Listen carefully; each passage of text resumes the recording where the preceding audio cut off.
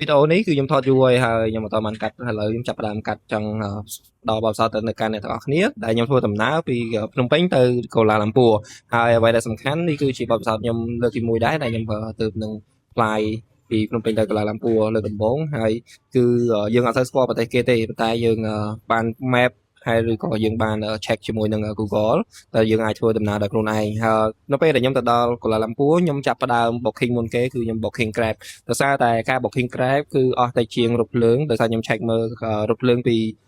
ពលានយន្តហោះទៅដល់កន្លែងខ្ញុំស្នាក់នៅហ្នឹងគឺអស់ច្រើន2នាក់ដូចជាចូលចិត្ត$50ហើយដល់ពេលខ្ញុំbooking Grab ខ្ញុំអស់តែ$17ឬក៏$20អីទេអញ្ចឹងនេះគឺជាបទពិសោធន៍ខ្ញុំផ្ទាល់ដែលខ្ញុំចង់ចែករំលែកបើអ្នកទាំងអស់គ្នាជិះរថភ្លើងនៅក្នុងក្រុងឬក៏ជិះ bus នៅក្នុងក្រុងអ្នកទាំងអស់គ្នាគួរតែជិះពីមួយទៅកន្លែងមួយគួរតែជិះរថភ្លើងនឹងឡើងក្រុងទៅ